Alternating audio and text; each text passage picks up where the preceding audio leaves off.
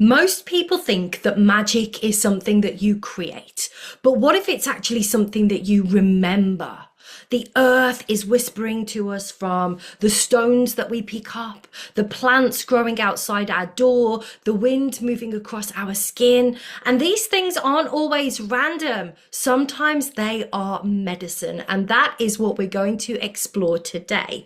What earth medicine really means, and why this path is so much more than crystals on a shelf or herbs in a jar. Stay tuned.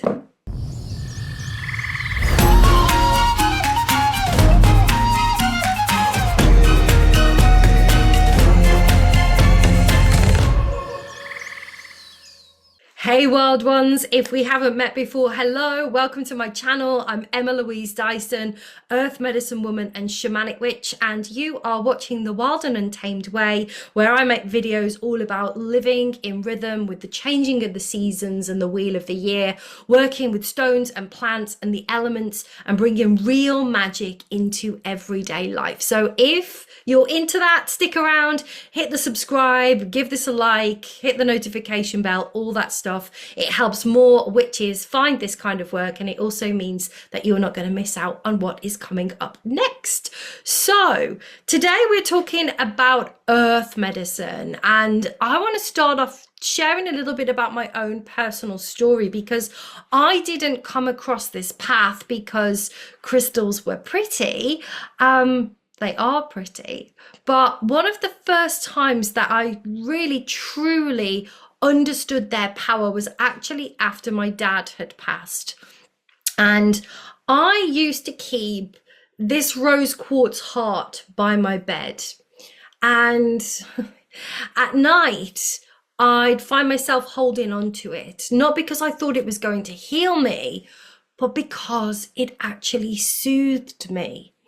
You can probably relate to this. You know, you get into bed at night and you have been okay during the day, and then suddenly, you know, all these thoughts start to kind of come through. And grief is a really weird one, you know. Sometimes you'll have a great day and then you lie in bed at night, and I would cry myself to sleep, but I could literally feel the love radiating from this rose quartz, and I still do now. It makes me really emotional to hold this, but it was this soft and nurturing energy, this like motherly energy, and it felt like I was being wrapped in a hug when everything else in my life at the time felt so raw and so hollow. Another year later, I was running my crystal business that I used to have called Chick, and this is another moment that absolutely shook me. So I was drawn to a Lemurian quartz from Brazil, not in person, but from a photograph, and the connection was instant. It was like I recognized an old friend. And when it finally arrived, the moment I opened the box, I actually burst into tears. And I hadn't even touched it yet, but the energy hit me so deeply that it kind of bypassed my mind and went straight into my body. Why would a stone make me cry? Because stones aren't just geological objects, they are carriers of memory. And Lemurian quartz in particular is said to hold the frequency of an ancient civilization that was really rooted in real deep wisdom. And also had this amazing earth connection and this spiritual communion within this civilization. So whether you see that as a myth or you see it as history, it doesn't matter. The medicine is still the same. These stones, they stir remembrance. And my tears, they weren't sadness, they were recognition. It's like some part of me remembered. And I've got the Lemurian quartz here. I wasn't going to show it you at the beginning because it's a little phallic shaped. But this is such a special stone to me, and I just wanted to share it with you, even if it is a little phallic shaped. Once I had like opened up to that, I've got to get serious now. The earth didn't stop speaking to me. It wasn't just stones anymore. Plants started calling to me. Mugwort, especially, you know, this wild weed that most people overlook, suddenly felt alive in a way that I really couldn't ignore. So when I sat with her, she walked into my dreams and my visions and a whole other way of seeing. And then we can look at the elements. The elements then began showing up differently as well. Fire stopped just being a warmth and a candle in a jar, but it became a truth teller. It started to show me exactly what needed to burn away. Water carried my emotions in a way that felt really cleansing instead of overwhelming. Air moved through me as inspiration and clarity, and the earth, the soil, the ground beneath my feet, that became this really steady anchor that I could always lean into. And that's when I realized that this isn't about tools that you use when you feel like it. It is about relationship. So once you step into it, the earth never stops speaking. She whispers through the stones, the plants, the wind, the flame, the soil, the water. And if you listen, she changes you. She really does. So when I talk about earth medicine, it can sound a bit big, it can sound a bit abstract, but it can be really simple. Stones as memory keepers, plants as teachers, the elements as living forces.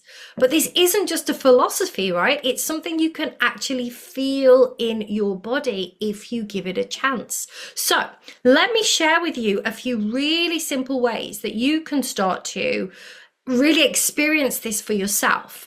No fancy tools, no complicated rituals, just you, the earth, and the willingness to learn. So let's start with stone. So stone, I don't mean expensive crystals. I love an expensive crystal, but just a stone that you find in your garden or by a river, one that catches your eye on the pavement. If you're anything like me, you may go for a walk and end up with many rocks in your pockets, and that is a beautiful thing, right? They all have medicine for you. So all you need to do, right, hold it in your hand and just close your eyes for a moment and just really breathe with the stone. Feel its weight, feel its texture. And this is a really powerful way that you can bring some peace to your life. Remember something, right? This stone has existed for hundreds of thousands, millions, maybe even billions of years, longer than your entire bloodline, right? So it's existed longer than the mountains around you, potentially. And just notice how that shifts your perspective when you really think about it. Suddenly, if you're having a crappy day and your day is full of worries and concerns and overwhelm, or, you know, things that you thought were heavy, suddenly when you put that into perspective and it shifts your perspective, you don't feel so overwhelmed by the day when you're holding this kind of deep time in the palm of your hands, right? So that is one way you can just sit with the stone and just start to think about that. You know, some crystals are millions of years old, some are hundreds of thousands of years old, and to just, even a stone, just sit with that and think, wow, you know, your problems become a little less overwhelming when you think about the bigger picture. And you can try this with a plant, so in a different way. So it could be mugwort if she is nearby, but honestly, it could be a dandelion growing out of a crack in the pavement, a sprig of rosemary in your kitchen, I keep lifting, this is a jar of wormwood. You could, work with a jar of herbs as well, right? So you're going to go and you're going to sit with it. You're not going to harvest it unless it's already harvested. You're not going to use it. I kind of really hate that, using crystals and herbs. We don't use them, we work with them, right? So you're going to sit with it and you're just going to listen. Notice its shape. Notice its smell. If it's wild outside, notice the way that it moves in the breeze. And then just ask it silently, what do you want to teach me? What do you want to teach me?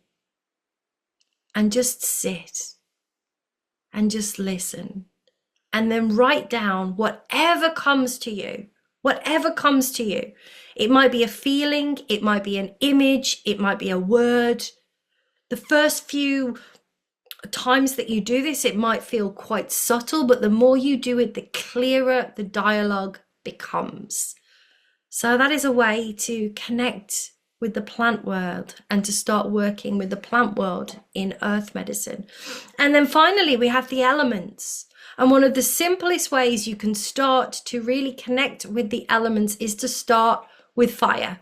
So tonight, I want to encourage you to light a candle in the dark.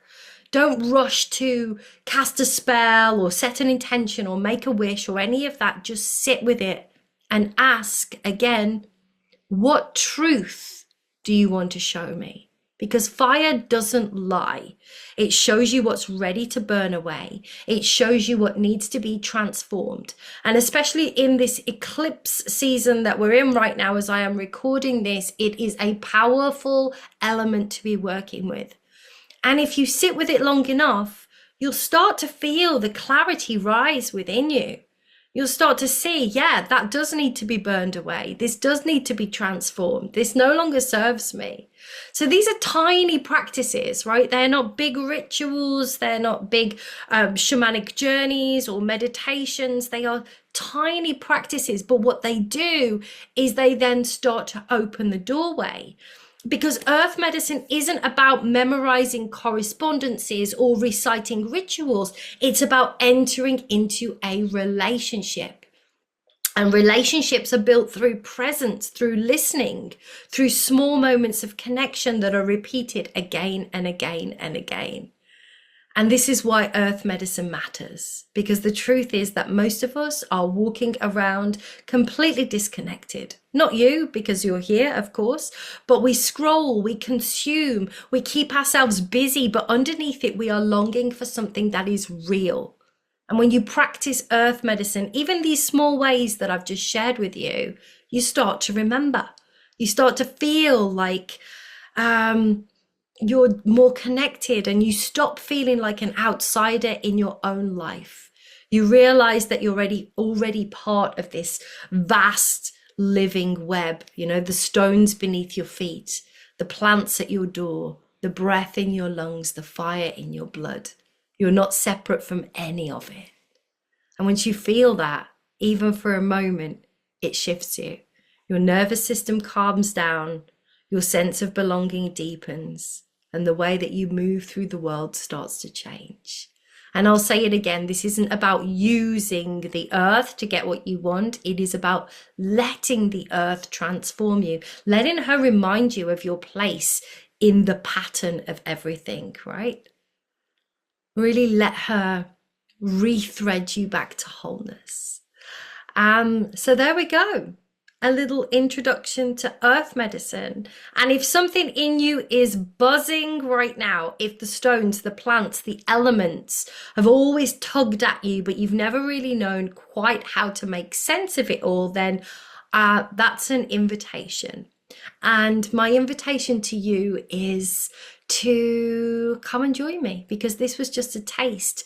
Inside Wild Thread, which is my 12-week earth medicine certification, we go so much deeper. It is a practitioner path where we work with stone medicine, plant spirit shamanism, and elemental alchemy. and not just as concepts, but as living relationships. And you'll learn how to listen, how to heal, how to really carry this work into the world in a way that is grounded and powerful and real. So if you are ready to stop collecting information and start to actually walk a path that is real, then come and join me in Wild Thread. I'll share all the details so you can check them out below. And before you go, I would love to hear from you. Please, please, please share your comments below. I always love reading those. Have you ever had a moment with a stone, a plant, or one of the elements that like stopped you in your tracks, and it felt more like a conversation than a coincidence? Let me know in the comments below. I read them all, and your story might be exactly what another person out there needs to hear today. I'll see you in the next video. Don't forget to like and subscribe, and stay cool, won't you?